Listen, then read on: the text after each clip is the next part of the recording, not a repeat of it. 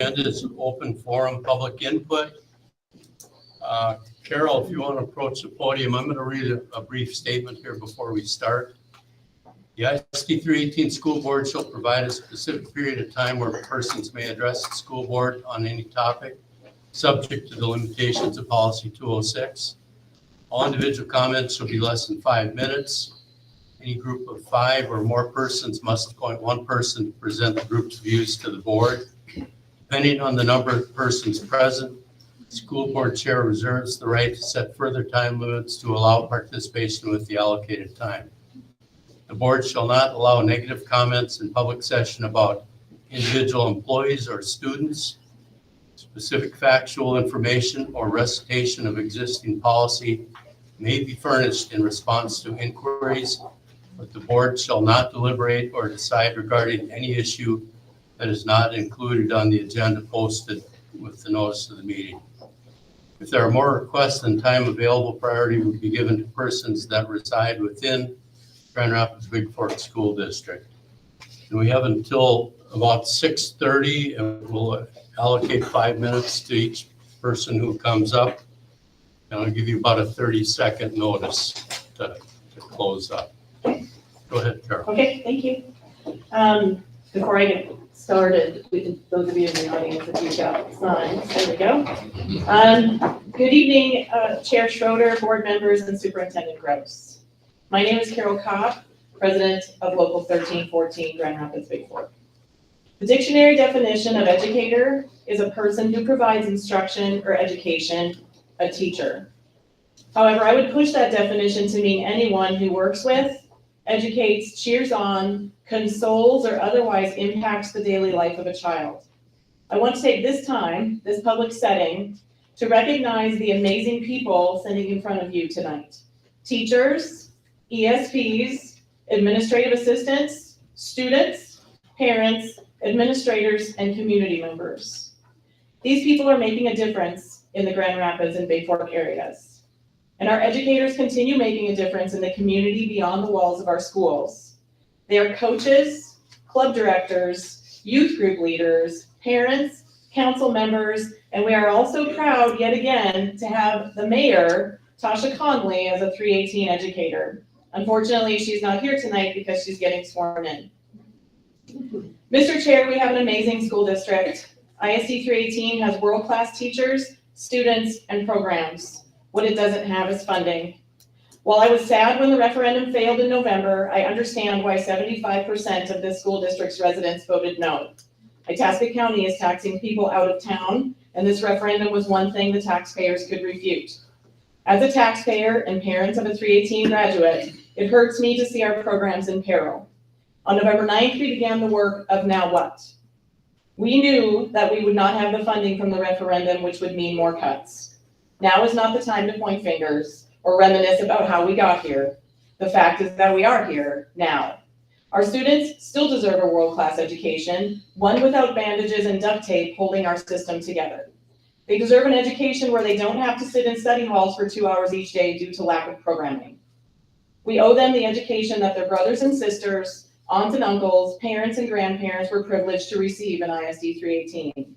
What are we going to do to continue to provide that world-class education with our current reality of budget shortfalls? What are you, the board, going to do? What are we, the educators, going to do? And what is the community going to do?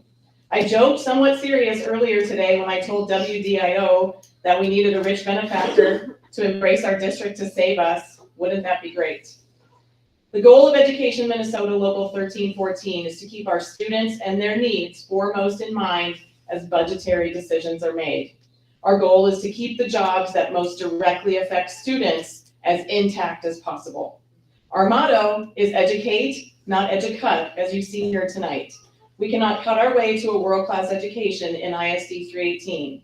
The district must not take the easiest path and continue to cut staff as a primary budgetary tool, although we do know that 80% plus of the district's budget is in salaries and benefits. The educators who sit before you tonight are here to help find creative, collaborative solutions to maintain the schools our students deserve. Educator, parent, and student voices must be a vital part of these conversations. Students and staff are not just numbers on a spreadsheet. They are the heart and soul of our community. They are our future. Thank you.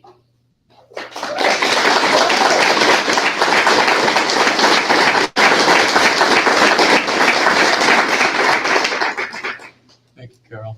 Next on the list, Emma Brayford and Kaya Grossman.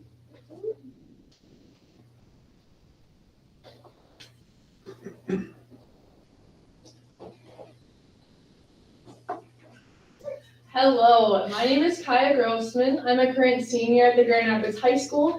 I'm also the Grand Rapids FFA chapter president this year, and I'm also on the officer team for our student council at the high school. And my name is Emma Brayford, and I am also currently a senior at the Grand Rapids High School. I'm also a member of the student council, and I am the vice president of our FFA chapter at the high school. Tonight, I am standing before you to shed light on the real impacts of budget cuts in our school system and how they are affecting us as students. The repercussions of these cuts are not just numbers on a balance sheet. They are felt in our classrooms and in our ability to receive the quality education we deserve. Increased class sizes are not just a statistic. They are a reality that is directly impacting our learning environment.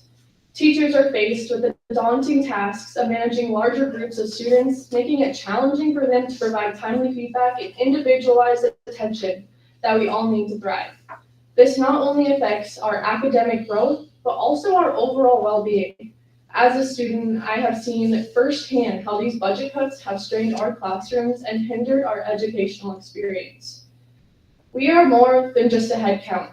We are individuals with unique needs and aspirations. We deserve to have the resources and support necessary to reach our full potential. Furthermore, when a teacher is cut due to budget constraints, it has a ripple effect that negatively impacts the students. It's not just about losing a staff member, it's about losing a mentor, a role model, and a member of our community. Teachers are the backbone of our school. They build a supportive and a nurturing environment that allows us to grow and learn. When they are stretched thin, or worse, forced to leave, the entire community suffers. We cannot overlook the community that teachers build and the irreplaceable role they play in our lives. They inspire us, challenge us, and they guide us through our educational journey. Their absence, whether through increased workloads or staff reductions, leaves a void that cannot easily be fulfilled. Keeping cuts out of the classroom should be a top priority for all of us. Our teachers are facing incredible challenges, and we must acknowledge the impact this has on our education. It is not just about passing referendums or debating future funding. It is about here and now and the tangible effects on our daily lives. Thank you.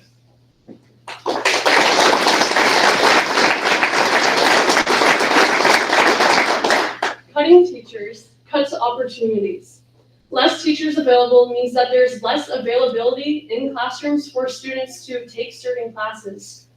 There are less seats that can be filled, and that pushes students into crowded study halls or taking classes that they initially did not want in the first place. And we understand as students that we can talk to counselors and try and negotiate our schedules and figure out what classes can better suit us for our future and our career pathway needs. But oftentimes, scheduling is inflexible and it's not what it used to be. We can no longer always get into the classes that we need to grow our passions and grow in the direction for our futures after high school. One example of a class that Kaya and I experienced conflicts with was the SITS economics class at the high school that we both ended up taking, but that same hour was the only hour that the ag and natural resources classes at the high school was offered. And the ag and natural resources class, although it did not offer college credits as a SITS economics class did, it offered valuable knowledge that Kaya and I could have used towards our future careers and our aspirations for life after high school. Classes, as I mentioned, offer career exploration, and there are so many opportunities for classes for students to take that they can dive into different interests of theirs. But then if we're restricted from exploring these different career pathway options, we are restricted from preparing for our lives after high school, which is what high school is all about. We are losing opportunities to invest in our passions and our futures because of these budget cuts that cut teachers and cut the availability of classes offered at the high school. And when students are put into these classes that they don't have interest in, that's leading to disinterest, and disinterest causes distraction in classrooms. And before you know it, one student takes out their phone because they're not interested in the class that they've been put in, and then before you know it, another student takes out their phone. Some students start talking to friends, and it ripples throughout the room. And before you know it, even the students that wanted to be there in the first place and were ready to learn are being impacted by the environment of the classroom from the students that did not want to be in the first place. About 15 seconds. Okay, I'm on my last point. If we are able to invest in teachers, that's where we begin to invest in opportunities for a more productive school and a more productive community. Thank you.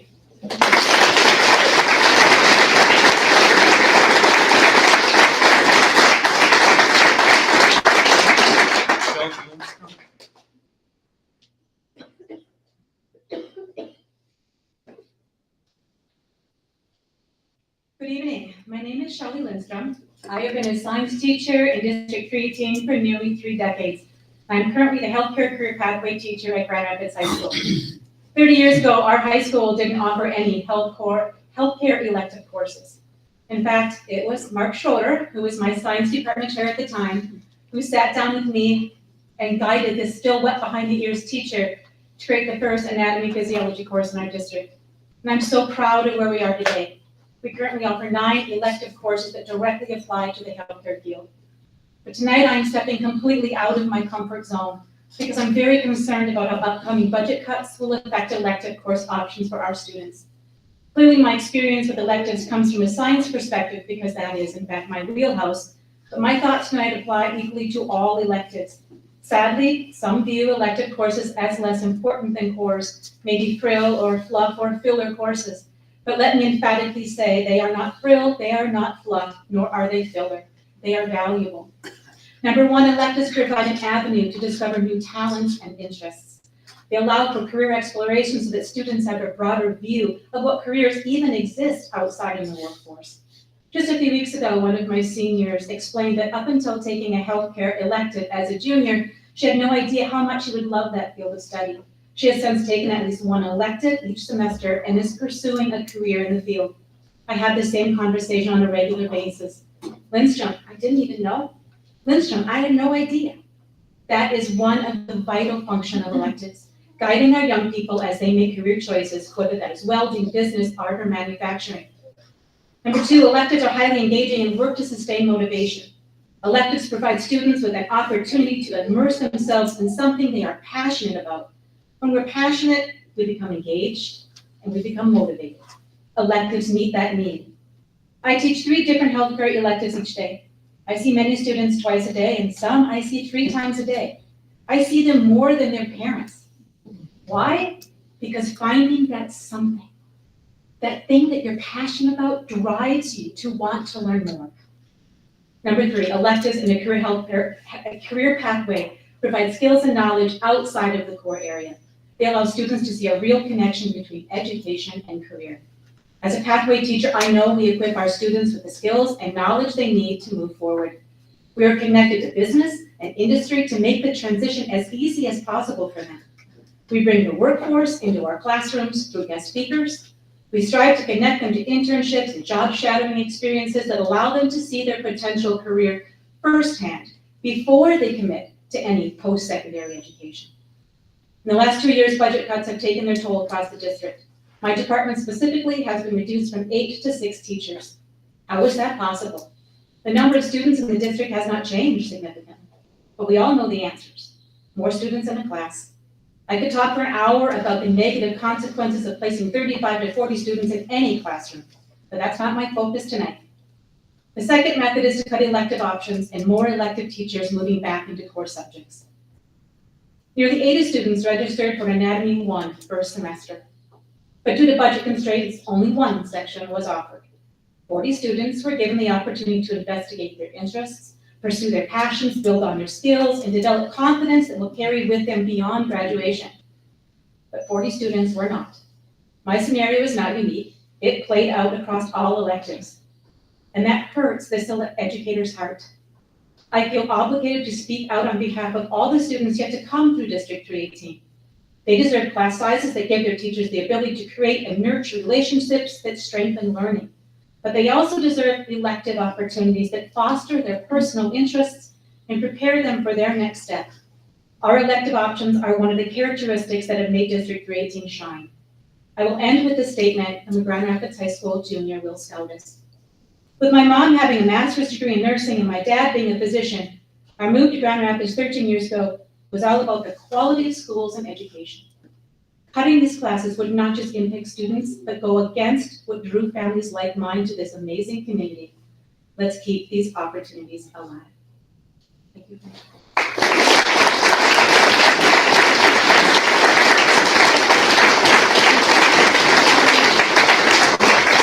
I am Scrivener.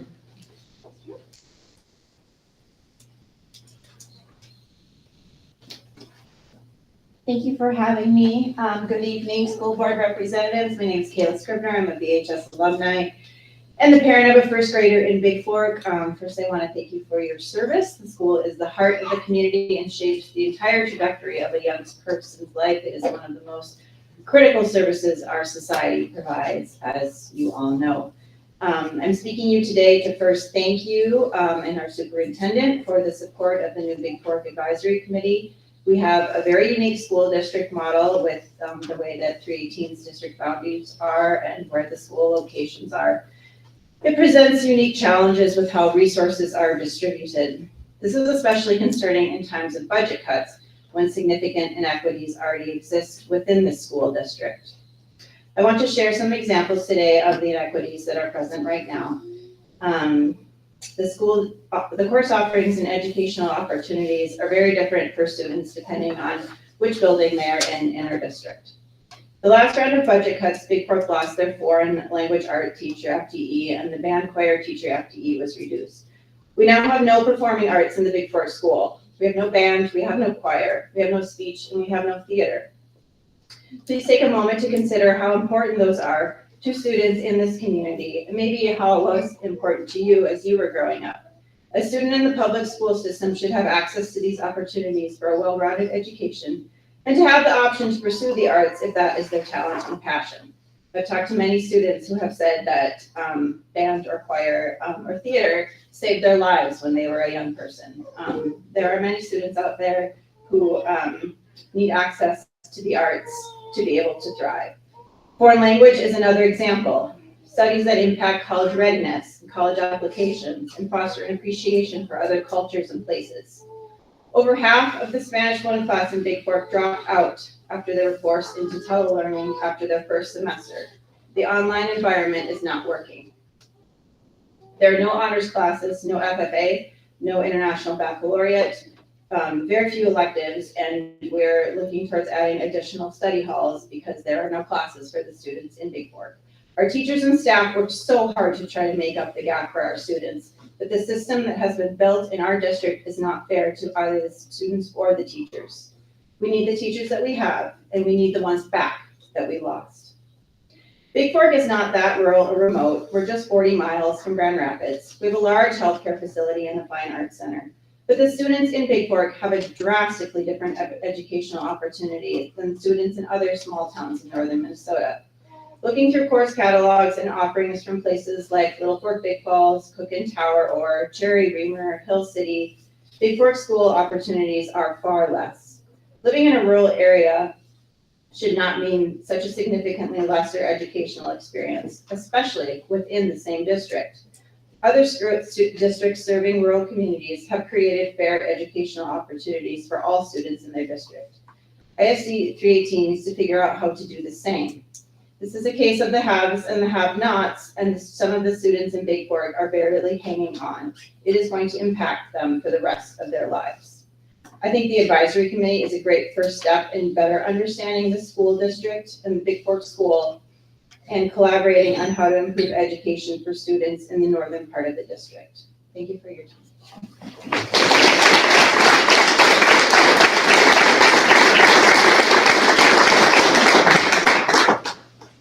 Banner Wolfson.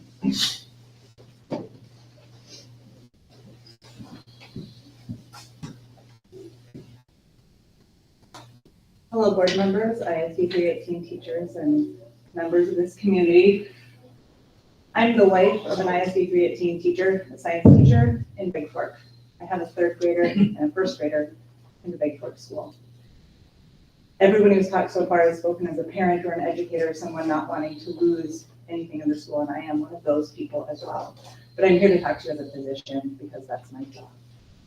I came to the Big Fork community over 10 years ago and fell in love with it. I was raised in Rochester. There's more doctors per capita in Rochester than anywhere in the nation.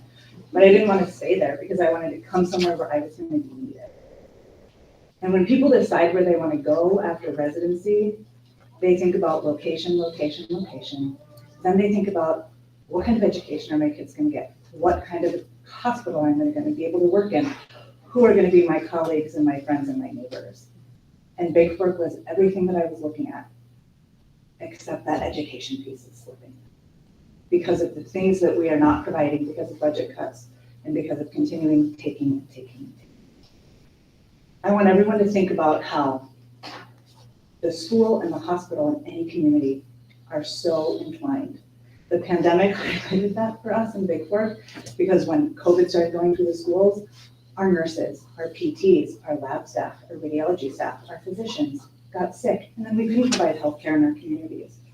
And the same thing is happening every winter and every single respiratory virus season. We continue to see that the school and the hospital are connected. If the students can't learn, they don't have health literacy, they can't understand their health going forward, and the whole community suffers.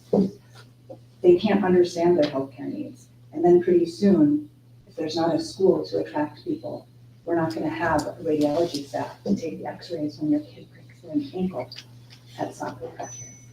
We're not going to have the lab staff to draw your blood when you think you might have an infection. We're not going to have a physician to take care of you in the ER when you crash your car. I'm a family physician. I don't take care of just someone's heart or lungs or brain or bones. I take care of the whole person. The biopsychosocial aspect of healthcare is why I went into family medicine. And I want everyone here, the board included, to think about how the whole community is affected by education.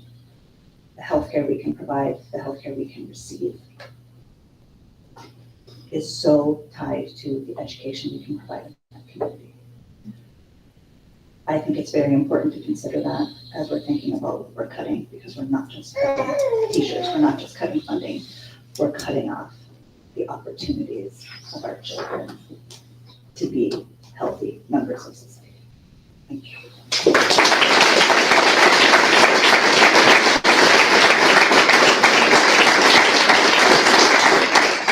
We have time for one more. Rachel Newman.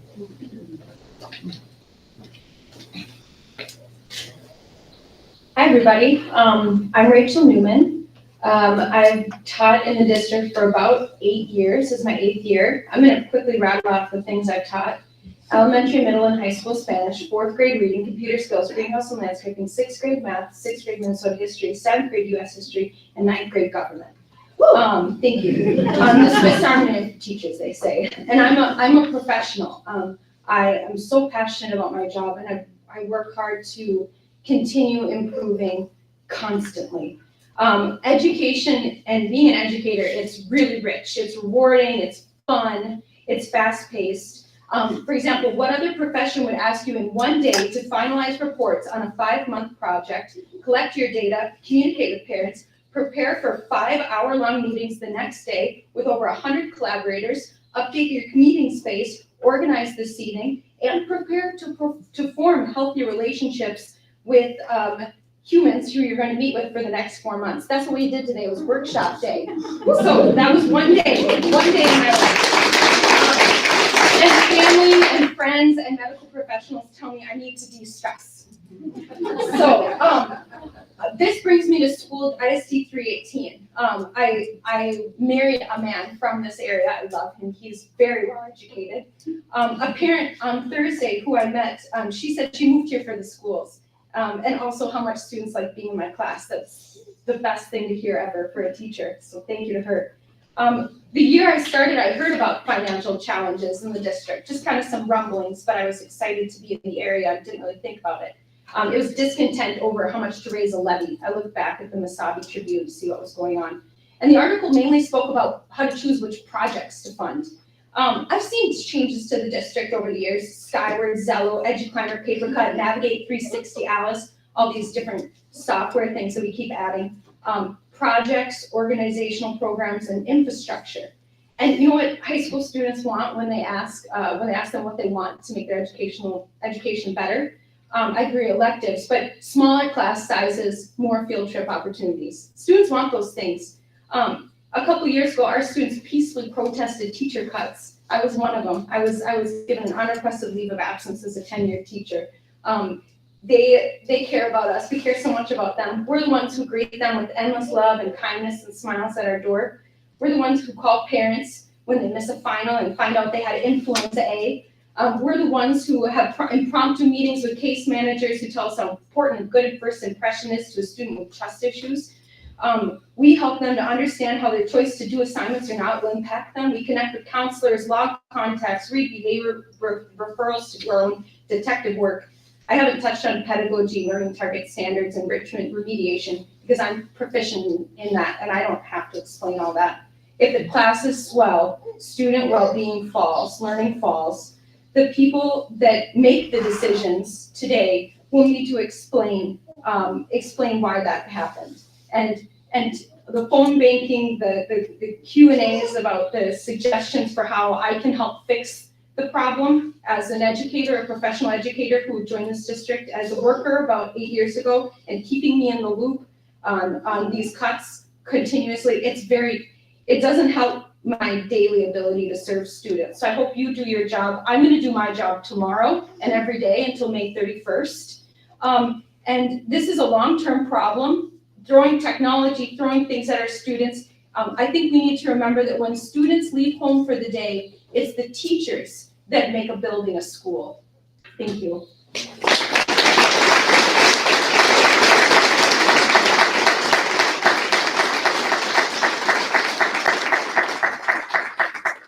this point, we're going to adjourn the workshop. I'm going to ask Julie to put the sheets out at the entryway. I will have some additional time for public input at the end of the regular board meeting. So the workshop's adjourned. Come back into session for the board meeting in about 2 or 3 minutes.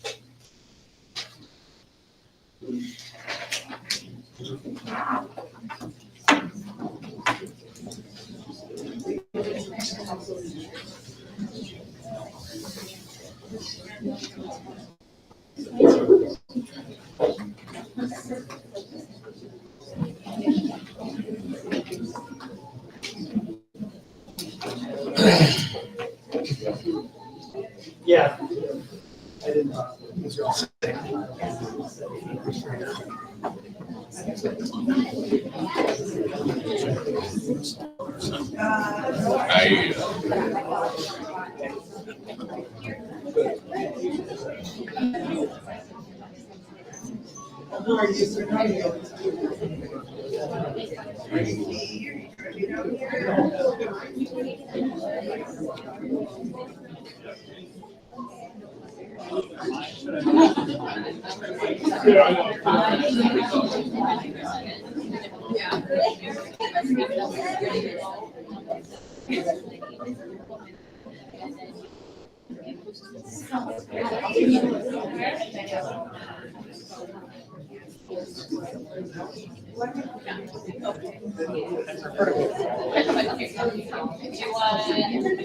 There's only 2 things for the sound. It's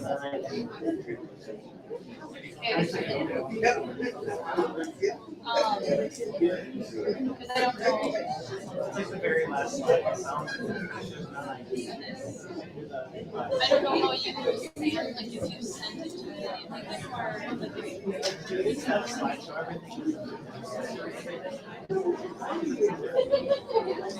Yeah, it can be, I have enough friends go. But yeah, she said last week.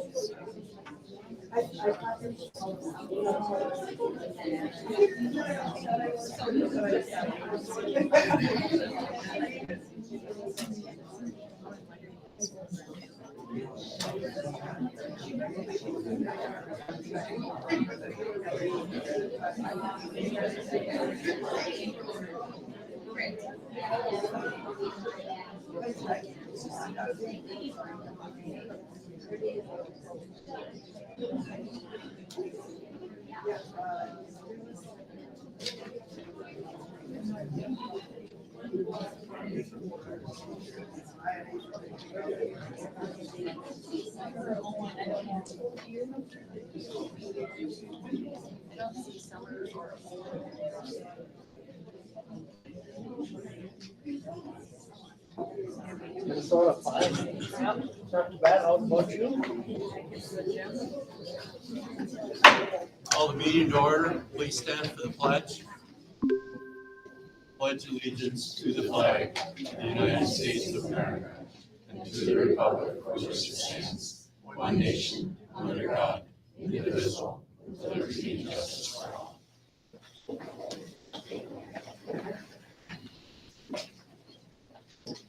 First item on the agenda is the approval of the agenda. So moved. Second. Moved by Pat, second by David. Discussion.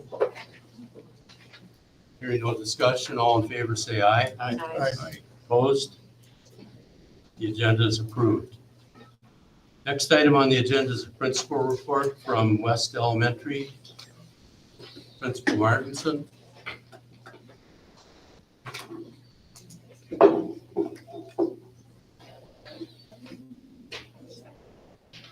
New layout, I didn't even know where to look.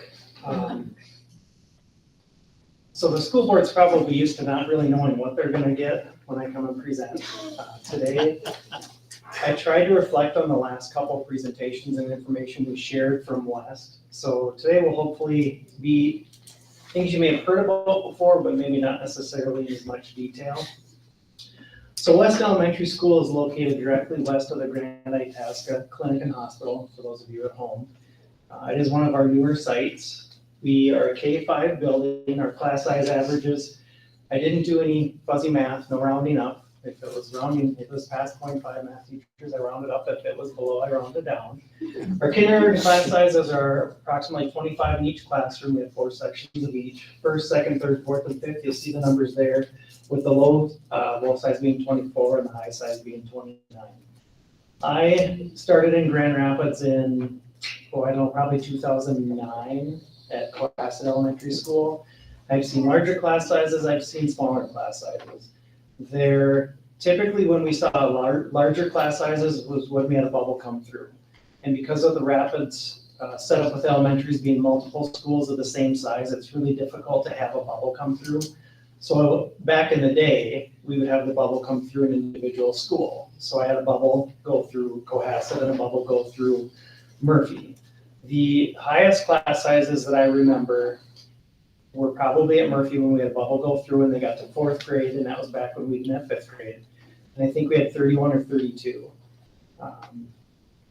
Reflecting on my time in Deer River and even prior when my wife's grandmother taught, class sizes have varied over the years, but right now with what we have at West, they are larger than in the past. I also mentioned that we have pre-K in our building. The pre-K is quote unquote not a part of the building or not a part of our program, but they are there. The really nice thing with Invest Early, and I have to give them credit, is when they joined our site, I did have some concerns as far as would they fall in the routine and the process of how we run our building, and they have. And it's been very, very, very nice. As you can imagine, their class size is smaller. Typically early childhood is. I think they have 1 teacher, a couple paraprofessionals, and I believe 12 to 15 kids, which is the norm for Invest Early. Our school staff arrives well before and stays well late, to the point where we had one teacher where Clayton and I went through the camera. Sorry, as a teacher, I won't name her name. You'll know who she is. But we went through and we noticed every day we got to school, there was a vehicle there, and every day we left, there was a vehicle there, and we started to think it was broke down. We went through the cameras to find out it was one of our teachers who just never leaves. God bless her, but we really thought it was just a car that had been abandoned in the parking lot. It was one of their teacher's cars. I do have highlighted at 740, and now that you guys can read this, but the reason I highlighted 740 is today I'd like to share some information as far as what our schools look like. I don't know the exact time for middle school and high school as far as when they start having kids come in. However, every site has kids come in early. And by early, I mean our instructional day with staff doesn't start till 8 o'clock. We bank 10 minutes of time, meaning we don't send kids to class until 8:10. That's, it used to be probably 8:25. It's gotten tighter and tighter and tighter as supervisions become harder. These are much smaller than I had planned, but I'll give you the percentages. So the first slide is who drops off. When we came out of COVID and started, the numbers, I'm not going to use those numbers because it was just a different setup. We didn't have the same numbers. And every spring during budget cuts, I would run numbers as far as morning supervision, because it's one area it's a considerable stressor on the building trying to cover kids before everybody's on site, even more so with the sub shortage. There is no sub shortage slideshow today because it would just say it's not good. It's been worse, it's been better. We're short staffed every day, so I didn't put a slideshow together because it would show you short every day. But what I found interesting was I always thought there were a lot of parent drop-offs. I didn't realize how many until I started counting. I wouldn't bet the farm on these numbers. They are very close, but this is literally me looking at the camera afterwards and going, 1, 2, 3, 4, 5, shoot, 6, 7, 8, 9, 10, slow down, 12, 13, 14. So it really is me mentally clicking through and counting, but they're very, very close. In February of 2022, we had 67% of our parents dropping off. 67% of the kids being dropped off were dropped off by parents, and 33% were by district transportation. Now, some could say, well, that's because of COVID and afterwards parents just got used to the routine. Whatever the purpose or point is, I thought it was more like 50-50. It's more like 75-25. That's fuzzy math, 70-30. If you fast forward to this year, January 9th of this school year, the total number has increased, but the percentages are there. Meaning we have more kids than we did 2 years ago, we have more dropping off, and we have more riding buses, but the percentages are very close. Parent drop-off went from 66.7 to 66.5, and bus was 33.3 to 33.5. The main takeaway there is there's a considerable amount of kids getting dropped off. There's also a considerable amount riding the bus. So when do they drop off? This is more like a 50-50 split. And the cutoff I used was 8 o'clock. So meaning from when we open our building to when your contract, right? Most of you are instructional teachers, 8 o'clock time, that's what I used. That's about a 50-50 split, meaning 51% arrived after 8 o'clock and 48% were before. That was 2 years ago. This year, it's a 49-50% split. So the total numbers are growing, but the percentages are there. That part didn't change. Here's some more fancy graphs. I changed them to black and orange to match the colors. But what groups drop off when? Even if you can't read the numbers, the point being, over time, because the chart on the left and the chart on the right, the chart on the left is parents dropping off, black being 2 years ago, orange being this year, and the right side graph being the bus drop off. The percentages are the same, the numbers are increasing. Why is that? Well, we have more kids at our school, but the percentages hold out. Why that came to play was, I have a different term for it, but me respectfully expressing the concern I had at the time of being short-staffed. That's when we start advocating for more coverage. It's a lot of kids. And if you're wondering how we cover that, we break the building into, I don't know if anybody's worked with me before, I see the smiles. There's the right way, the wrong way, and then there's the Martinson way. So for example, before school, there's the Martinson way. This is how we run our school. There's no ifs and or buts. Why we do that is we don't have the luxury to say we have a ton of people and you kind of just do whatever you want. So we communicate where kids are expected to go. We clearly define that for families. There's a start time and end time to breakfast. There's a start and end time to going to class. We have ways that we communicate with that with kids, even to the point where tomorrow, every child that gets off the bus, every child that goes in is dropped off by their parents. They'll walk in, they'll look at the first screen they see, and they'll know what they're supposed to do that morning. Part of it is we just don't have the luxury for staffing. Part of it is, and I look back at staff I've had before, I'm kind of anal that way. Like, I like things done a certain way. So transitioning down to what happens when the kids are in our building, really small text again. That helps you focus on me, the speaker. You're welcome. The point being there, as a building, and this is similar to our other sites as well, West Rapids Elementary set goals in the areas of reading, math, science, data literacy, and SABRES.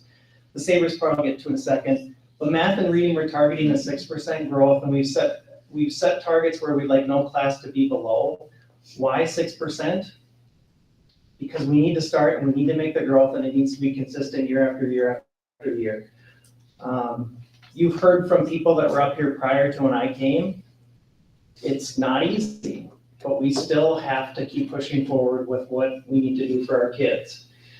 Science, not only is there an expectation to increase our MCA scores by at least 6%, we're also implementing new science curriculum at both, two different levels, but the entire building. Data literacy will be the next slide, and that's how people use the information and data they get, and there will be a picture there. You won't be able to see that either now that I realize how small the screen is, but I'll walk you through it. And then SABRES, we talk about the mental health of our students. And actually, good luck keeping up on this one. It'll make sense to me. When we look at the evolution of data literacy with staff, whether you can read it or not, there's a level of data where I gave the test because I have to give the test. That's one level. I gave the test and I looked at the information. That's another level. I've given the test, I've looked at the information, I've made some adjustments. That's another level. What we're looking is for, as a building, everybody, myself included, to transition at least 2 levels in how we use our information. Much like the 6%, there's all sorts of reasons why that might become difficult, but it's a very realistic goal. My learning, I'll make it about me. Administrators are good at that. That's a joke for teachers. By using the tools the district has provided, I've already made that growth. By simply saying this year rather than, because at one point with EduClimber, for example, I was at the beginning of the spectrum where I just use it because I'm told to. I've been told I have to use it. To the point this year where it's guiding the conversations I have with families, it's guiding the meetings we have, it's tracking the information, it's tracking students, it's flagging students. I'm not saying we're perfect by any means, but we're getting better every single year. And that's not just a me thing, that's everybody that surrounds me from every department. I forgot something, but nobody will know but me. I'm going to transition forward to educational benefits forms. I've used the example in many of the things. We'll focus on school finance. There's quite a bit with public education finance that if you don't think about it, it'll make complete sense. That's a joke you can use. If you don't think about school finance, it'll completely make sense. So we have a form that's called educational benefits. We used to call it free and reduced lunch form. We don't call it that anymore, partly because there was a stigma attached to it, and partly because we needed to share with families that educational benefits form, it's not just about your meals. Fast forward to this year, breakfast and lunch is free. We should have seen a significant decrease in those forms turning in because what's the point? My kids getting free breakfast or lunch if they want it. We, not just me, there was a huge push by our sites, actually all of our sites, but I'm here for just West. We made a significant push to the point where we're down to less than 20 families who, haven't filled out the form. As you can imagine, the last 20, I don't know what the percentage is. That's going to be the really hard group to move. And I've heard all the explanations and rationales and reasons, and I keep coming back to just fill out the form. I realize it's asking for your income, but now here's the part we don't think about, everybody. So you're going to give the school district your financial information. We're going to give it to the federal government, and they're going to identify what funding we can access. So now that you start thinking about it, the federal government already has that information. It's called taxes. And very few of us can't fill that out. There's people, fill the dang form out. After the meeting, I'll give you a different version of that, but please just fill the form out. there's quite a few things, and I'm glad that the board's kind of smiling. You guys live it and breathe it every day, and I thank you for actually coming and sticking with the board and doing this, because a lot of it can be hard. But this idea that we have to push families to fill out a form to get information that the government already knows about is very frustrating. So when we talk about who we can fix this with, it's when we vote at the ballot box and talk to our legislators. Some of this stuff is just ridiculous. Tangent done. But when you look at the bottom left-hand corner, which you guys can't see, it's a lot of money. It went from like this much money to a lot of money, like a lot more. And I don't mean to say that facetiously or try to be flippant. We went from, in federal year 2022 at West, at about $200,000 federal Title I. No, state money. State money.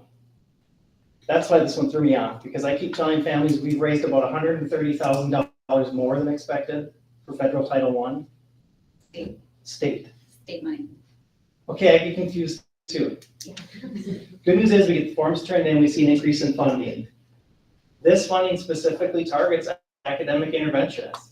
Like this is how we provide for, at least in my building, not math, because that's a different fund, and that's where I wish people would just believe that you knew what you were talking about with school finance, because I've been in your seat before. He's not making stuff up. It's very frustrating, and we'll move on from that. But the point being, we've been able to get families to turn in the forms, and thankfully we've seen an increase in funding, which is a good thing. Transitioning forward, other than a great picture of my son there, we talk about, you've probably heard about PBIS. If you haven't, I put the acronym down because even I sometimes may forget what it stands for. I know the purpose, but the acronym, Positive Behavioral Interventions and Supports. If you haven't seen this, well, you've seen this in our schools if you're watching. Be respectful, responsible, safe, and kind. I told you guys about why we have kind. That wasn't there a few years ago. We added that because we needed folks. So we added be kind. You'll start to see this in the community. The soccer groups all have it on their jerseys with the be respectful, responsible, safe, and kind. I know a guy who helps that. We've got it at the football field or the soccer field or the lacrosse field, sorry, depending on the audience, the marching band field. You'll see it up there quite a bit. But the point being, this isn't new. I mean, when I was in school, it was the golden rule. Do unto others as you would have done unto you. That was in my classroom. Oops. That was in my classroom. We have a version now too.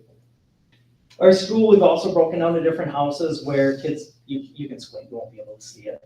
Basically, there's this list of where we have our building broken into different houses, and the kids can receive Thunderhawk slips with an explanation of something they did. For example, I might give one to a student and say, Jimmy was being very kind and respectful today. He held the door when he didn't have to, or he helped.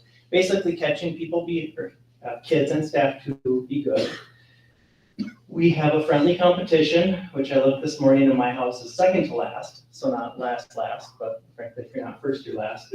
So 4,128 total Thunderhawks. How many of you have never heard me speak at a board meeting before?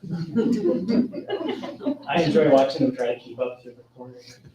But the point being, there are thousands upon thousands upon thousands of these slips, over 4,000 being written by hand. I know some schools do it digitally, some do it by hand. In essence, it's a two-form slip. One stays at school, one goes home. So some of my fridge, my son's, not mine. I did get one though. How far have I gone? I tried to race to get some other good stuff coming too.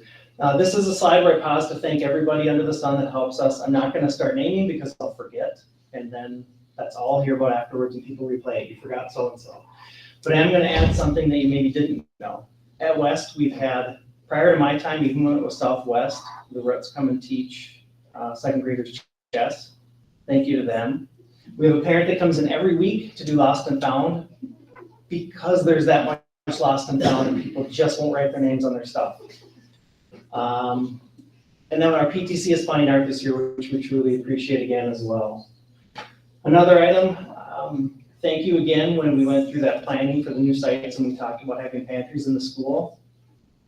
You probably have heard over time about, we now do breakfast, we now do lunch, we now provide snacks. That's getting harder to do, but that's another discussion. But we also have a pantry during the day where families can come in, typically get a full meal if they needed to. The last round was quite a few whole chickens. The unfortunate part is I had to print a recipe because a lot of our families don't know how to do full chicken anymore. But we do have the ability for families to come in and get food. We've got we actually, after Christmas, we started adding quite a few hygiene items. And if you remember, they were built with washers and dryers. Those are used all the time. I don't think we've had families come in and use them yet, but we do use them multiple times in the course of a week washing clothes for kids. And that's not just accidents, that's when they come in with clothes that just need to be washed. Lots of ums because I'm trying to breathe here. So while this, you guys can't see this, it's a really good video again. So there's a small video playing on the side here of what the Star Lab is. I just transitioned. So the Star Lab was purchased by Lake Country Power, a Lake Country Power grant. So when you hear anything, you'll start hearing more and more about how the Star Lab planetariums have been used in our school district. Fully funded by Lake Country Power. I can't say that enough because people look at how much these things cost, fully funded. So what the Star Lab is, it's a portable planetarium. How we're using it right now is twofold. One, we are using it as a traditional planetarium, but we're also using it more like an IMAX theater. When the grant was written, I shot for the moon, no pun intended. This is something that I have wanted since I was at Nisswa Elementary School 40 years ago, that I never thought would be possible. The tool is still here, but it's morphed quite a bit. There's a considerable amount of content that you can share. So now that it's done blowing up, that's what it physically looks like. It's about 15 to 16 feet high. The base is about 30 feet. It fits 50 to 60. We've had more than 60 fifth graders and still had room. When we brought this up to Big Fork, that was the last place that it went to. Typically, when you have one class come in, the kids can lay completely on the floor and take it all in. So picture yourself being in a black igloo in this room, and it wouldn't fit because it's too big. And you're watching either content that I'm speaking about or one of our science teachers is talking about. We've done a lot of work lately with moon phases, lunar phases.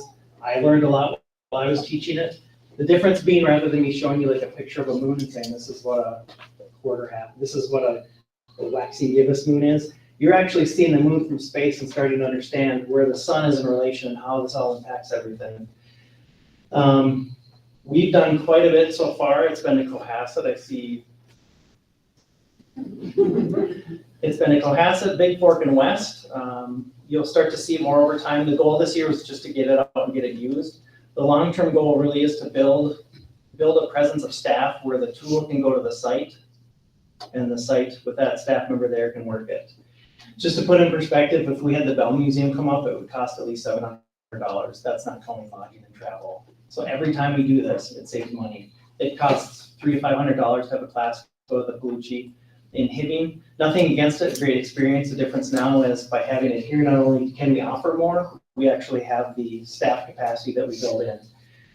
I did stick this camera in a bunch of kids' faces because people have asked, like, how is this? The best part for me isn't that we have it, isn't presenting it, it's when the kids leave the facility, so when they leave the door. Any good? Any good, Maddox? Any good? What'd you guys think? Amazing. I love space. What'd you think, guys? It was so cool. What'd you think? Did we lose your teacher in there? And we did lose a teacher, by the way. She won't be named, but it was great. Because I'm like, did we lose your teacher? And she was like in there wandering around because it got dark. Are you coming out now? So part of the reason I share that is in everything that's going on, we start to lose track of the good. The good that not just the teachers group, but all the groups that we have working in our district are doing. I'm not, sorry guys, don't reap me over the coals. I'm trying to be, it's a considerable amount of work that goes in to what we do. And I get that it's tough, but I also want you as a board to remember there's some really good things going on.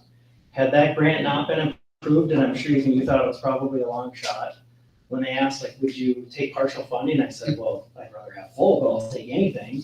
And then when they fully funded, it's like, there's some really good opportunities with our community. It doesn't mean that things are gonna be easy, and I speak from experience. I'm only here because I was cut in Deer River. I had nothing against Grand Rapids. Kelly and I loved Deer River. It was great. They went through a lot of the things that we're going through now. We will get through it.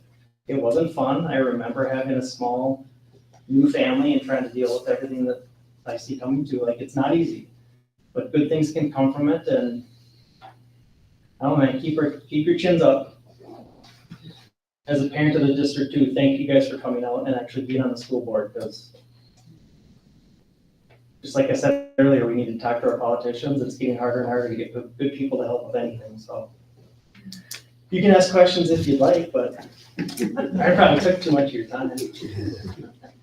Any questions? No question, Sean. Just appreciate the work that you and your staff are doing for students in 318. This is amazing.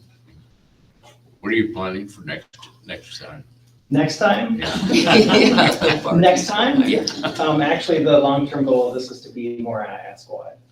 But like the Star Lab, building our capacity internally, because we do have a few people that have really grabbed on. And to me, it's amazing to think that we can have our staff do what we were sending kids to, or paying people from the metro to come up here to do. I just want to be clear, Star Lab, there's the nerd semantics. Star Lab, portable planetarium, but with the new tech, there is a way to turn it into like theater. And if you get a chance to look at the document I shared with some of the things kids have watched, they've watched the Orion launches, the SLS, they've watched the missions to Mars. I mean, we've had kids that are exploring how we're getting to Mars. And it's not Sean Martinson saying, this is really cool, you know, that movie could really happen, there's really water there. No, they're in the planetarium and they're doing a fly through of our space station and on the lunar bases that are coming and going further. So it's even more exciting than soccer, you know, like this is really good stuff. Just a note of thanks and appreciation to you, to the staff. I'm delighted anytime I open my emails and find out there's another celebration at West there. The spirit and energy at West is duly noted. I really did try to keep it efficient, but I knew that was going to happen. Thank you. Thank you, Sean.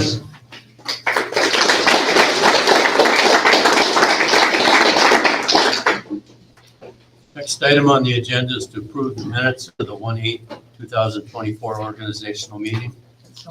Moved by Melissa. Support. Second by Ben. Discussion. Hearing none, all in favor say aye. Aye. Opposed? Minutes of the organizational meeting are approved.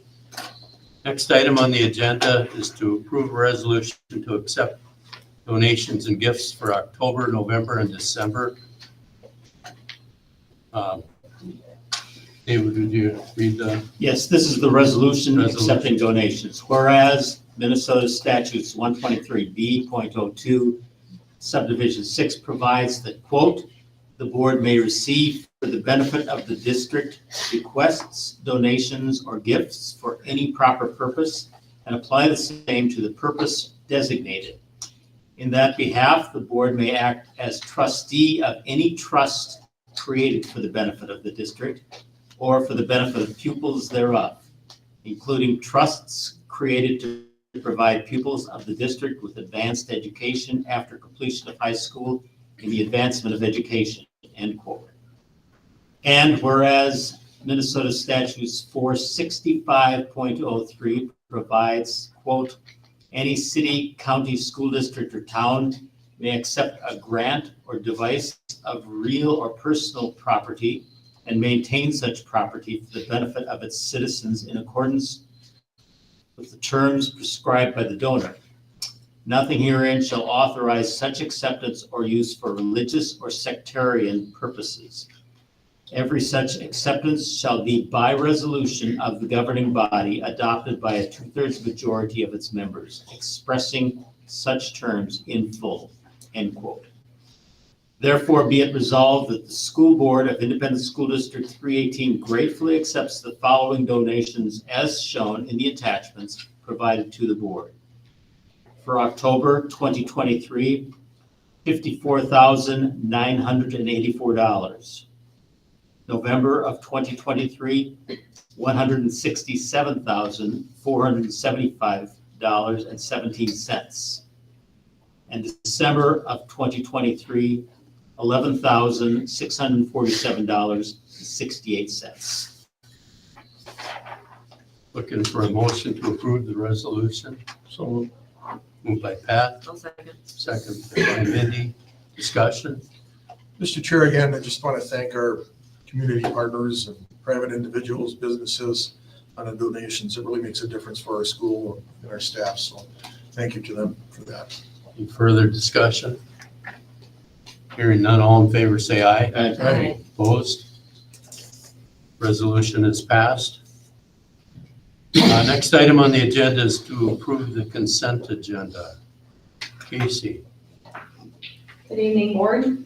Tonight on the consent agenda, we have Glenda Green, ESP nurse resignation, Thomas Ingram, bus driver replacement hire, Sandy Matsdorf, ESP resignation, Pamela Myers, teacher retirement. Pam will have served the district for 5 years. Nicholas Ray, computer technician transfer replacement hire, and Samantha Thonis, custodian resignation. I'm recommending approval of the consent agenda.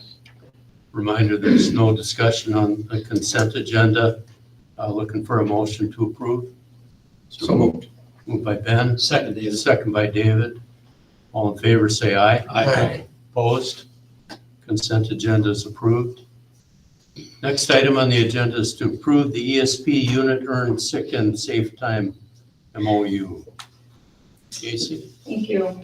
So before you have an MOU with our ESP unit for the new law around the earned sick and safe time that took effect on January 1. You have seen an identical MOU with all the other units except our bus driver unit, so there is no changes on this one. The high-level items on here, there's no accrual changes for our ESP. There is some changes due to statute on those relationships that you can use earned sick and safe time for, and the reasons that you can use it for. I'm recommending approval of the MOU. Looking for a motion. Move to approve, David. Moved by David. Second. Second by Pat. Discussion. Mr. Chair, Casey, again, this is because of the new statute that went into effect January 1st of this year, 2024. Yes, it is. Thank you. Any further discussion? All in favor, say aye. Aye. Opposed? The MOU is approved. Next item on the agenda is to approve a MOU with Admin Local 1314 regarding unrequested leave of absence. Casey. So before you have an MOU with our teaching unit that's regarding seniority and unrequested leave of absence. This one started back in the summer when we were doing contract negotiations. Needed a little bit more time for discussion. So a committee was created to work on clarifying some of the language within the unrequested leave of absence process. There was really minor changes as far as the practice that we've been using, but a lot of clarifying language is in there so that employees know what to expect, both in going on a ULA and then their rights when they're on a ULA, and then also some minor revisions to the seniority tiebreakers. I'm recommending approval of the MOU for the unrequested leave of absence language. So moved. Moved by Pat. Second, David. Second by David. Discussion. Mr. Chair, Casey, in regards, I see this was worked on with the executive committee and the teachers. How will this get pushed out to the membership so that the membership's aware of the details of it? Yeah, so we have talked about that a little bit. I think the unit will reach out to their members and make them aware of the MOU. We're going to be reaching out from the HR side to people that are already on ULA to make them aware of some of the changes as far as notifying us of addresses and emails and things like that, and then notifying them of how we'll notify them for recalls in the future. Mr. Chair, Casey, is there any one specific person in your department that they should contact? Is it you or is it? Yes, yep, they can contact me. Okay, Yep. thank you. Further discussion? All in favor, say aye. Aye. Opposed? The MOU regarding unrequested leave of absence is approved. Next item on the agenda is to approve an MOU with Admin 1314 regarding flexible duty day language. Casey. So the last MOU you have before you is around flexible duty day. We have a number of individuals in this bargaining unit that their positions are not structured like a traditional classroom teacher. And we do not have language currently in the teaching contract around those positions and what that looks like. So we have met with the executive team and have proposed to remove some of those positions from needing to fill out the annual flexible duty day form. This will help the district and their executive team from needing to get these forms for positions that we're already aware look different. So this will include early childhood special education teachers, occupational therapist, physical therapist, licensed school nurse, counselors, student support specialists, social workers, and then the teachers at ISD and ELC that run on a different schedule. Again, no change in the prep that those people will be getting or any other things, just not needing to fill out that annual form. I'm recommending approval of the MOU regarding the flexible duty day. And for a motion to approve. So moved, David. Moved by David, second by Mindy. Discussion. Mr. Chair, Casey, again, if somebody has questions from the unit to get hold of you. Yes, absolutely, me or their unit directly would be fine too. Thank you. All in favor? Aye. Opposed? The MOU regarding flexible duty day is approved. Thank you. Next item on the agenda, approve the updated lease agreement with the City of Grand Rapids for Yanmar Arena. Good evening, board. I think this is the fourth time I'm asking you to approve the same agreement, but this time it is named Yanmar Arena, and with this lease having some state money tied to it, the state asked to put in a new article, and in this article it states that if the city were to make money on the operations of the arena, that they would refund us a portion of that. So this is a great article to put into a lease. I've never seen it before, so please approve this. Motion. So moved. By Mindy, second. Second by Melissa. Discussion. Mr. Chair, Casey, how do we know that the city will make money on it? And is that something that they're gonna report to us on an annual basis? Not that I distrust the city, but I just. Yeah, well, they do have to have an audit done every year by an independent audit firm, and then I guess we just, bug Tom Peg a little bit to, we really wanna know how it's going. Is there any reports to the state that we're aware of that they have to file with the state? Not that they have to file, but if they do end up giving us money, we do have to file a report. Thank you. I would just note I'm on the Civic Center Advisory Board, and we were told at the last meeting that this was happening and that we would be informed how much we were refunded. So I'll let you know if I hear more. All in favor, say aye. Aye. Opposed? The Thank you, updated lease agreement is approved. Next item on the agenda, approve the fiscal host agreement with IASC. Superintendent Gross. Mr. Chair, thank you, members of the board. IASC is a group of school districts, as you know, in the Itasca area region. 318's been a member for many years. And IASC has requested that 318 take over the business services for the collaborative. We've studied this and met with the leadership team from IASC a number of times. And we think there's an opportunity here to not only improve our budget situation for 318 by having the contract or a contract like the one in front of you, but also serve our employees better. So I think it's a real opportunity for our school district.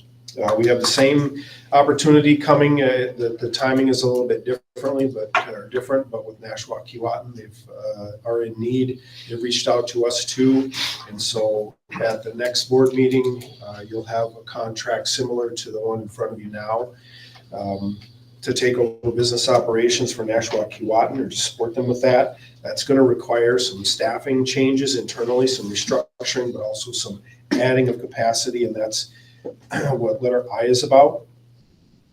The agreements that we have in place with ISD and Nashua Keewatin will more than cover the cost of any staff we would add. We're not in a position to do this as a charity, obviously. I believe we'll be able to reduce our deficit, budget deficit by doing this, put ourselves in a better budget position, and then also, like I said, improve service to our employees. The contract that's included is for 2 years. There's a notification clause in there, so that would give us timing. If the IS was to change its mind, we would have time in there to make the staffing adjustments we would need to make, because the revenue for this would be used to pay for those staff. And the term is 2 years, the amount is $120,000, and I'd recommend approval. Looking for a motion to approve. Move to approve, David. Moved by David, second. Second by Melissa, discussion.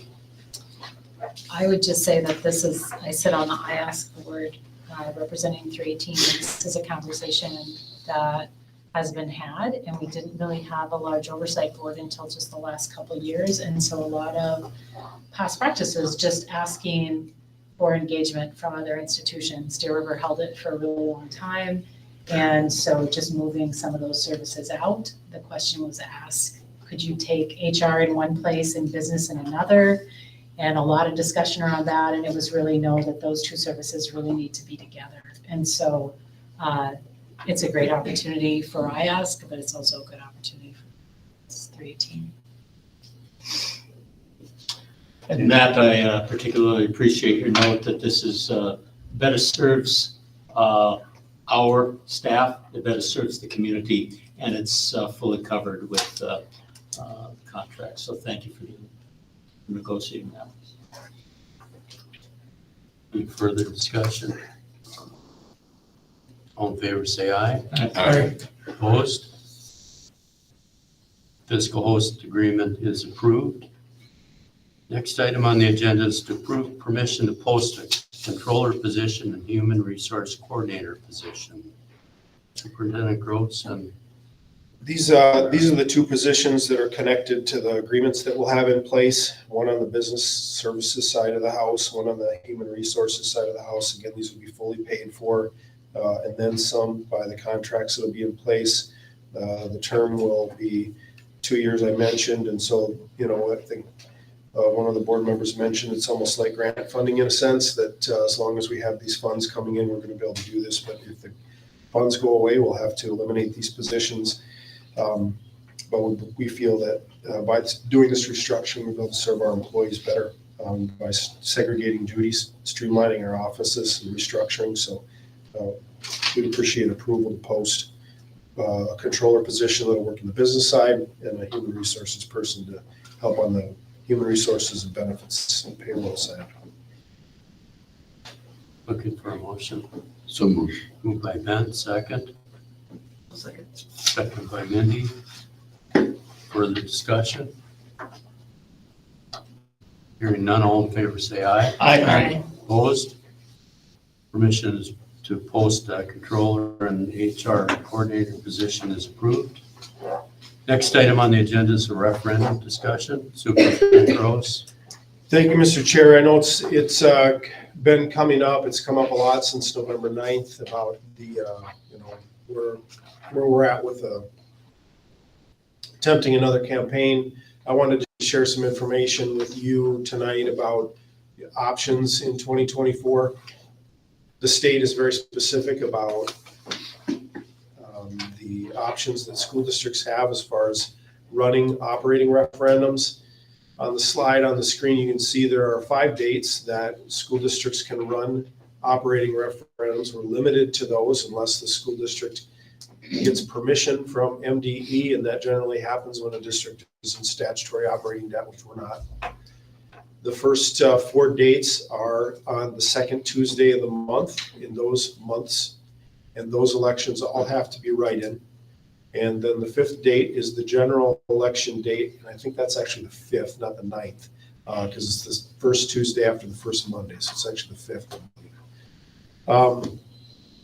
We can only run a referendum, or school districts can only run an operating referendum 1 time per calendar year, so we ran one in 2023. we could run one, any one of these dates, but not in two. I think in the broader conversation is, from a readiness perspective, where are we at? I know the community was very, very clear in their answer to us, and I think that matters a lot. I think as we think about the fall, obviously with the general election and the complexity of that and the noise that will be created around a contentious presidential election, it would be challenging. School districts typically don't do very well in that time of year. And so I think it'd be good to just have a discussion, not necessarily a decision, but discussion about where the board's at relative to 2024 and running another referendum. It's a discussion only item. Any discussion? Mr. Chair, Matt, I'm not sure I understand when you say write-in only, because in my mind, that's different to like write-in in a candidate's name, and I just don't see that as. Mail-in, yeah. I've got some fog up here, but it should say mail-in only. Thanks, Pat. Yeah, it should say mail-in only. Yeah, that would be pretty crazy if it was write-in. Yeah. So all ballots, I currently live in a mail-in precinct, but this would be a mail-in ballot for every single person, regardless if they live a block away from a polling place. Thanks for clarifying that. Mr. Chair, I think we heard decisively earlier this evening a very strong push to support staff to be sure that we are funding the schools. And the only way that we can do that is with additional funding. I think we're going to need to find strategies to educate our community to make sure that the community is with us in this understanding.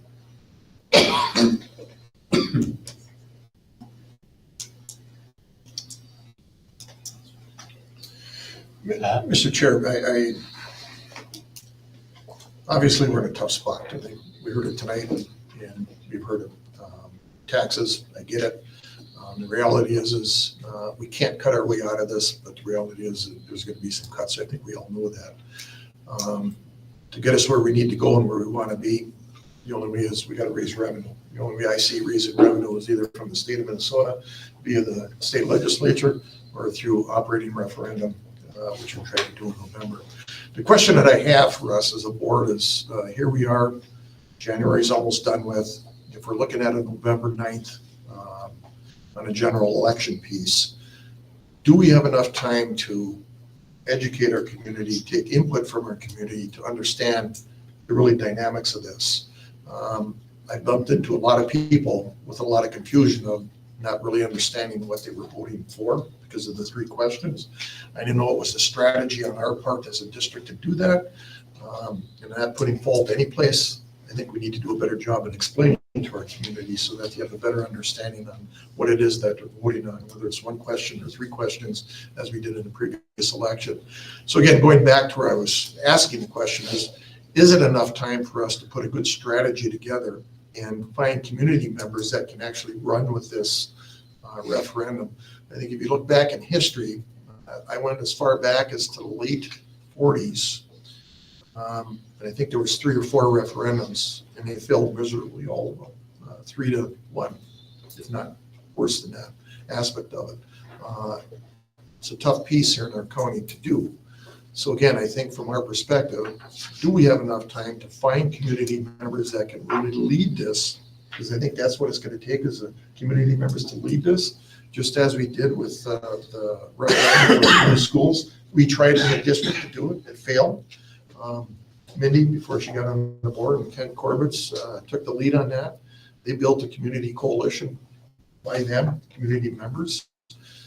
And I don't know how many meetings that was. I know it's quite a few of those, but they led the charge. And I think the same thing needs to happen here is we need the community to step up for us to lead this charge for us. We can't do it as a district. When I say as a district, we as school board members or superintendent can't do this as a to lead this charge. It needs to be a community-led charge, a community-led campaign to make this happen. We can supply the information. We can help educate, but at the end of the day, it needs to be the community to step up to pass this. So again, back to my question, do we have enough time between February 1st to November 8th or November 9th to put that coalition together and educate our community? I don't know if we do. Just based on, and maybe correct me if I'm wrong, I think from the elementary referendum, I think it was 18 or 19 months from when you and Kent stepped up and did that community piece, and we're looking to do it in 11 months. And the difference is obviously elementaries are something tangible. They can see the end result. An operating referendum, we have to go out and explain where that money is going to be spent and really help connect those dots for the community and the importance of it and what you're actually getting for that operating referendum. And I think it's going to take more time than 11 months. But if the board's willing to look at November 9th, I'll be there to do what I can. So Matt, does every year look like this, where the first 4 are mail-ins and the last ones? Yeah, it's in that first statute I have listed there. It identifies under special elections that those first 4 dates, the second Tuesday of those months, have to be mail-in only. And then the second one gets into specifics around operating referendum and gets into the details around running them 1 time a year and that kind of thing. But between those 2 statutes, it lays that out. Every year looks like this at this point. And then if we were to surpass the November 9th date and we go into the following year, does that, because at this point, we're not gonna have the money for 24, 25. And so if we do something in the spring of 25, we wouldn't have it, wouldn't be able to get that money for 26? All of those dates, I gotta think about this, all of those dates would authorize the board to approve it or to include that on the levy in December of 2024 to be collected during the 25 calendar year.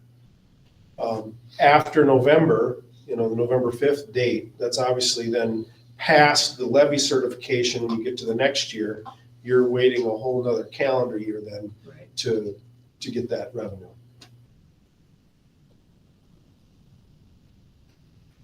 So the window to get revenue, and that's what we talked about on the campaign trail. The window to get the revenue for the 24-25 school year is passed. And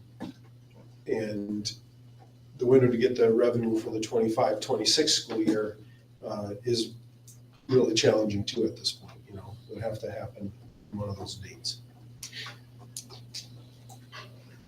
I think to Pat's comments, there's an education piece. What do people know? And then there's how are people feeling about it? And I think, when we did our surveys post-election, and we're still kind of waiting on some details around voter analysis, but the commentary that I heard during the campaign, I think, we had huge support from our teacher group, especially out there working, was the taxes were a huge and until that feels different for people, it seems like that's going to be a real challenge. Yeah, I think when we did the debrief on it, and really what we heard, was they understood it, but they can't afford it. I understand why you're asking for the money, but I can't afford it to put it out of my pocket to give it to you. And rural is an equity issue. This is part of it. Our tax bases look very different than the metro schools, which run these and they pass at a higher rate. But even they are passing them at a higher rate than they have in years past. I don't feel good about going out in November. I think it's going to be a super contentious space. That ours was already contentious when we brought it in, and it's just going to get lost in some of the political divisiveness that's going to be. If we're going to do it, then let's take the time to do it right, and really rethink what our community can afford and what that means, because that does still mean cuts, but what that might look like. I just don't feel good about going out in 24. The real hard thing for me is that you look at comparable metro districts to ours, a lot of those kids are funded at a rate of $1,100 or $1,200 more per pupil than our students are.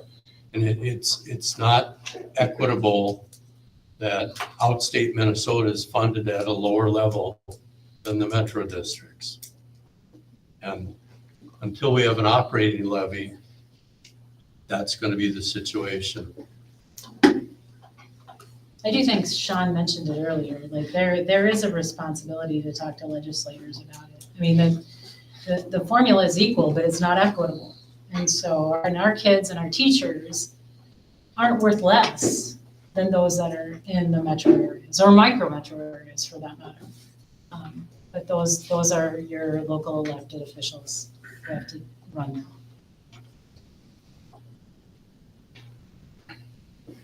I think, Matt, that we need to do some work with our legislature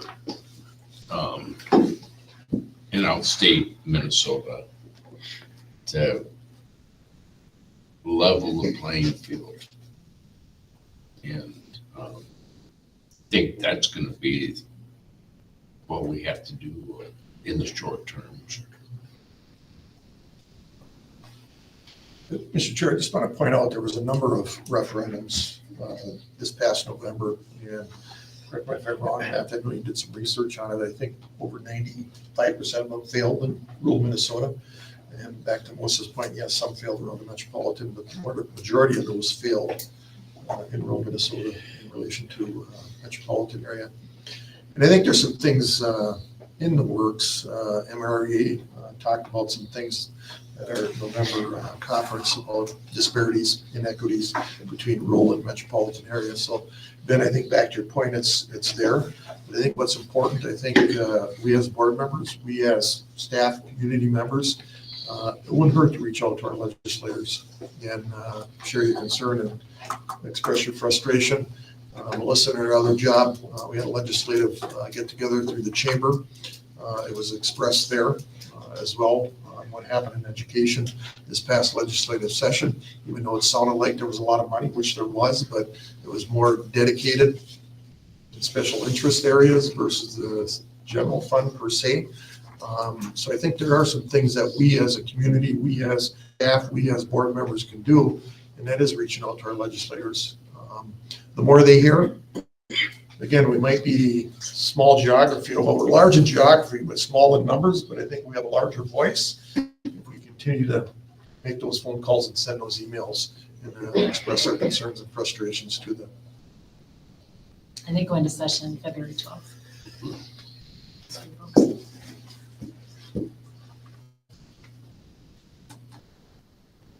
Any further discussion? Mr. Chair, I'm not sure if we got direction there for the superintendent or not, but I'm not hearing a lot of appetite, at this point, and that, circumstances can change, but I'm not hearing a lot of appetite for anything in the near future. I guess that's what I'm sort of picking up.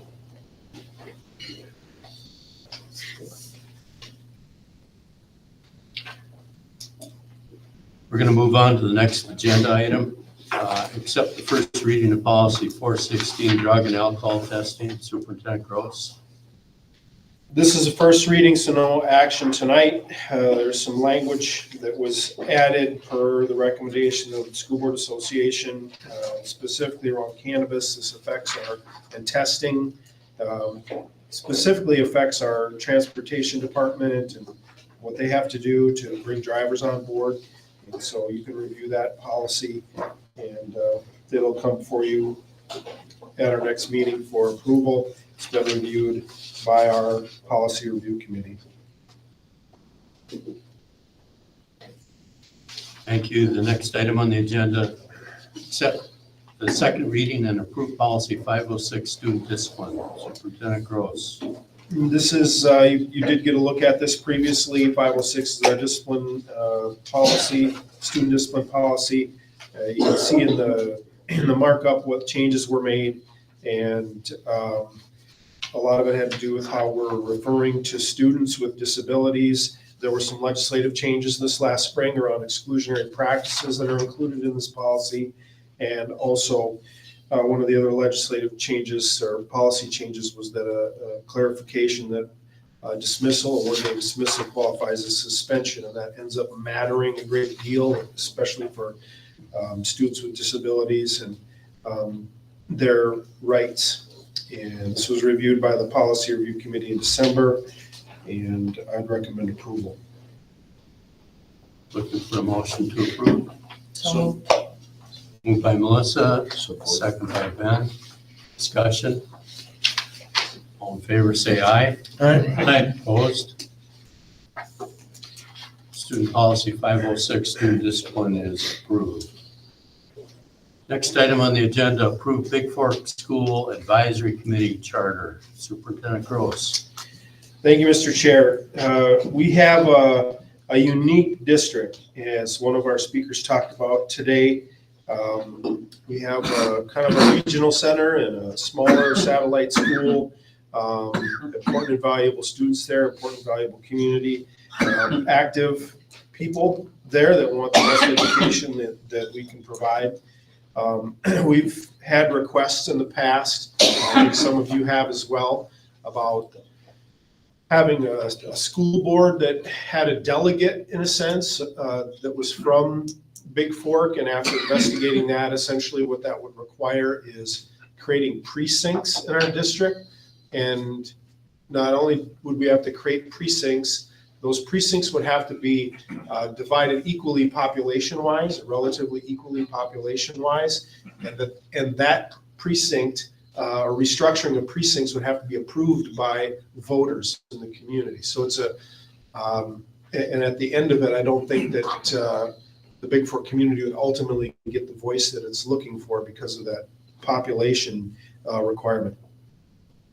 We had some discussions with community members there about having an advisory committee that would have members of staff, parents, community, school district, board representation, myself, and the principal, so that we could have a more direct and established intentional connection to people in Big Fork and give them an opportunity to speak into what's happening. So we're going to give this a try, and what you have in front of you tonight is a charter that essentially sort of gets this committee going. And I think we anticipate that there'll be some changes as the committee meets and figures out how to best work together and that type of thing. But I think it could be a really, really great opportunity to build relationships and strengthen ties with the Big Fork community and give people there a voice. So this has been kind of reviewed by some of the initial founding people, I guess you want to call it, of the committee. And one of the things that the group will have to work on right away is, how do people get on the committee? When do they leave? But at least getting this up and going, and so we can get the process started. So I'm excited about it, and I would recommend approval of that charter, and then we can get a meeting on the calendar. For a motion to approve the charter. So moved, David. Moved by David. I'll second. Second by Mindy. Discussion. Would these meetings be open to the public? So Yeah. if you weren't on the committee, you could still come. Yeah, I think one of the things that will be really important is that not only are the meetings open to the public, but that what is discussed in minutes and everything like that is public facing too. So people that can't be there, or they can still know what's happening. Any other discussion? Mr. Chair, Matt, will those minutes come to the full board at some point in time? They could, yeah. I mean, we haven't talked about that, but we sure could, yeah. At least motions to accept them and Yeah. part of the record, school record. Yeah, and I think one of the things that I would hope is that we would have regular representation from the charter, from the group at the meeting to give a report. Would those be videotaped? I know it's, we had a place to have it shown before, but I Sure. think the constructive, got rid of it. Yeah, we still do like to stream those and make video available. Yeah, I think that's something we could do too.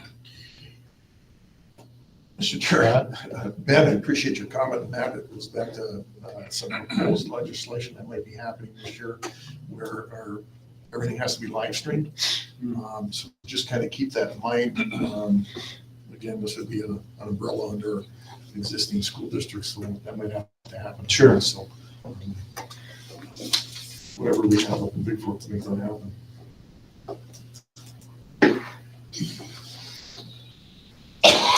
Any other discussion?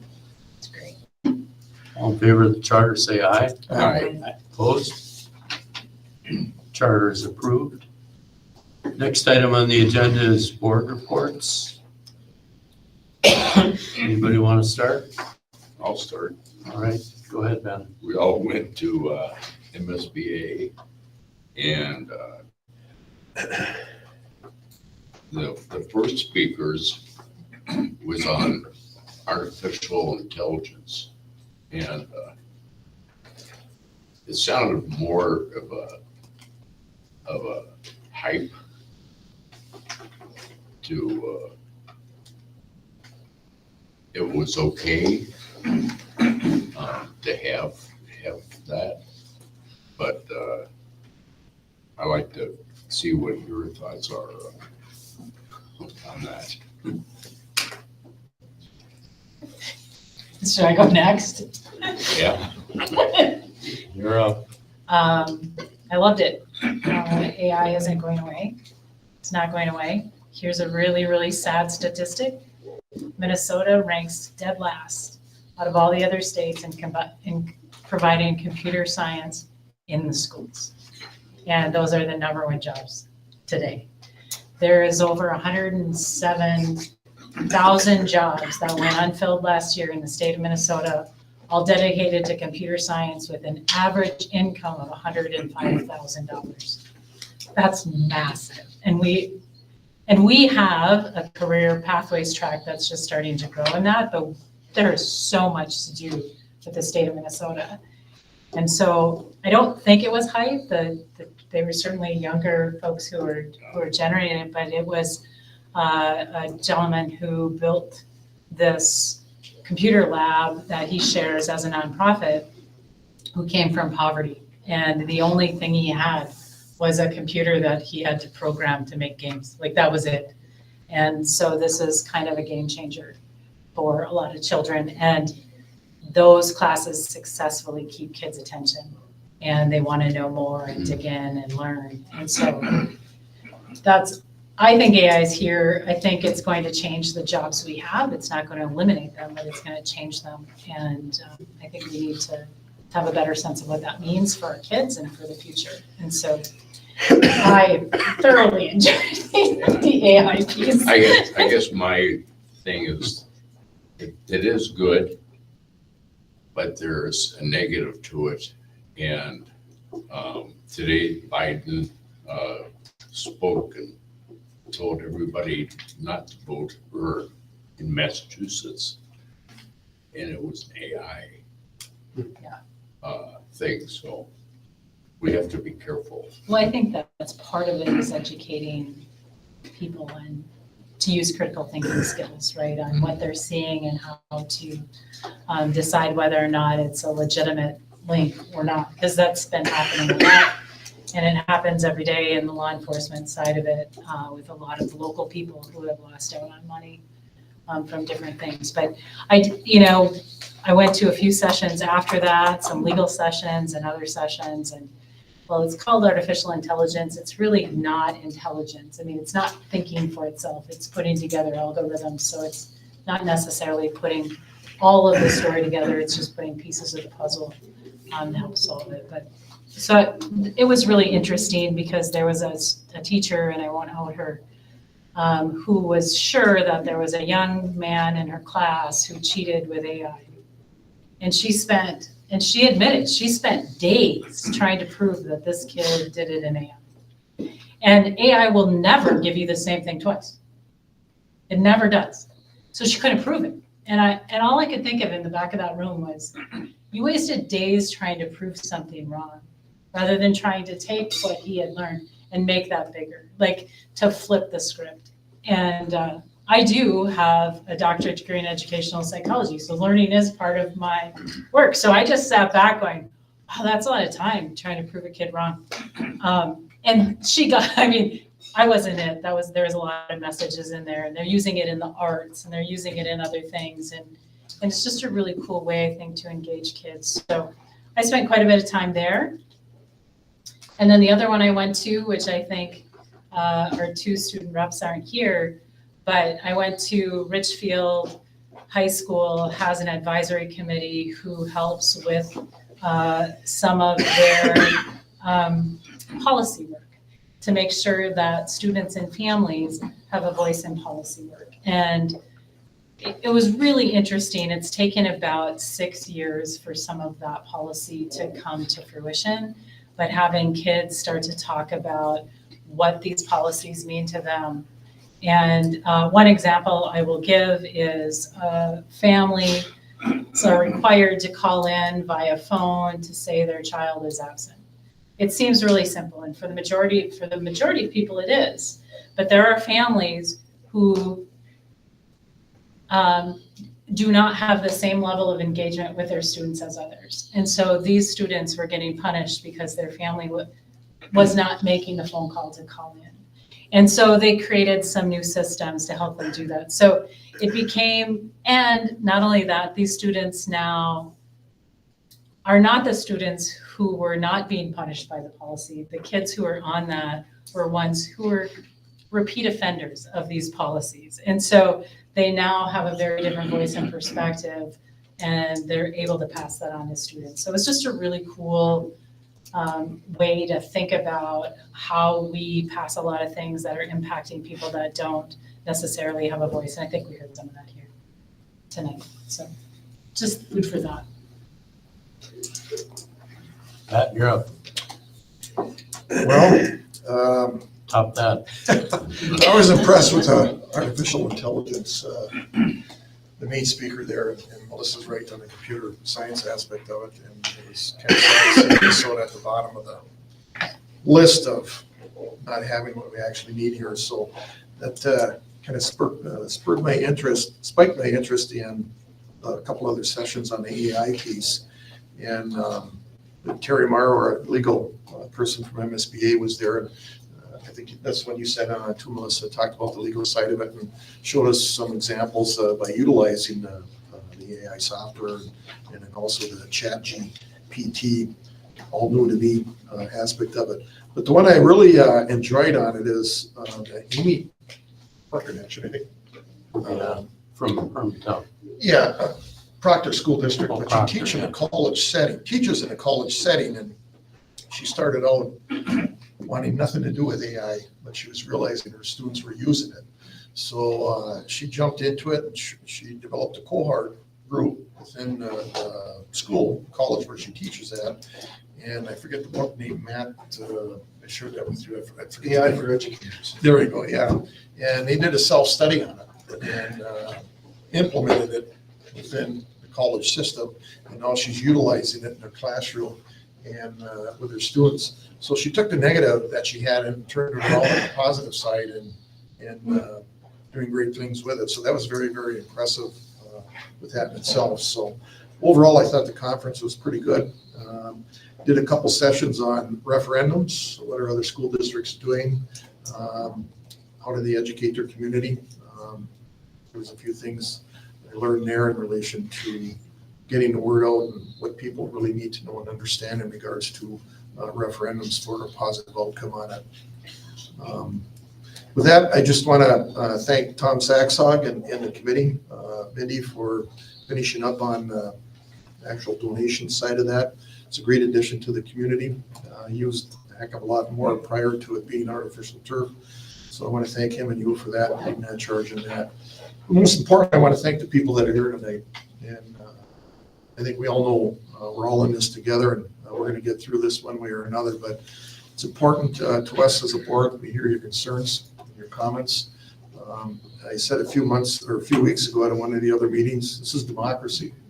This is democracy at work, and it's important that we hear from you. And please don't ever be afraid to come to the board and share your thoughts and concerns. And it gives us a perspective. We can sit here and make these decisions, but it gives us a perspective sometimes we don't see, we don't hear all the time. Even though we might hear a different perspective from the community, you work and eat it and breathe it every day. And so again, thank you for being here and sharing your thoughts and concerns. Go ahead, Mr. Chair. Thank you. Andy? I can't add much more than everyone else has talked about, although with the AI stuff, they did say how AI can help kids, but it also said the AI can help teachers. So I thought that was interesting. That was a different perspective, to kind of flip that story line. I don't have anything else to add. Thank you. Dave? Yeah, and it was impressive that our school district had all of our board members represented at the MSBA conference, which is a real credit to the dedication of the people at this table. The AI presentation, I'm definitely in Melissa's court on this one.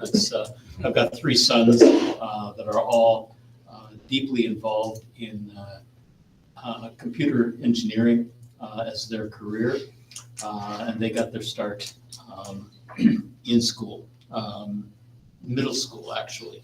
And as a clarification, computer education is not referring to necessarily keyboarding or applying programs or something like that. It's much deeper than that. And I think people need to have a better understanding of that. Attended a workshop on community engagement as to how to engage our entire community as we, the board, the school, make decisions, which is very interesting. Boys and Girls Club met. Boys and Girls Club, as of the first of the year, changed operations so that participants previously $10 a year membership got students year-round participation in the Boys and Girls Club. Because of changes in fees and structures for the Boys and Girls Club, that changed as of the 1st of January. And students now pay $60 per week for participation. And we've seen a rather remarkable adjustment in that. We do have some scholarships in place, but there has been a definite downturn and change. The Boys and Girls Club has also approached the county to look for additional funding to help support this endeavor in our community. That's all I have. And I also attended the AI computer science, and that was a Commodore 64, I believe, that he was doing his work on. So that really kind of dates things. But I think the message was embrace AI. It's not going to go away. In addition to the computer science and AI, I also attended one on Minnesota's new reading program. Very, very interesting, and that's going to have a pretty big impact. And I think our district has a pretty good head start on that. And I also attended a controversial speech in the classroom session, and that was very, very interesting about the legalities of what can happen in classrooms. And if you're interested, I'd be happy to share some of that with you. Next item on the agenda, superintendent's report. Thank you, Mr. Chair. First and foremost, I think Governor Walz has proclaimed this week Paraprofessional Recognition Week.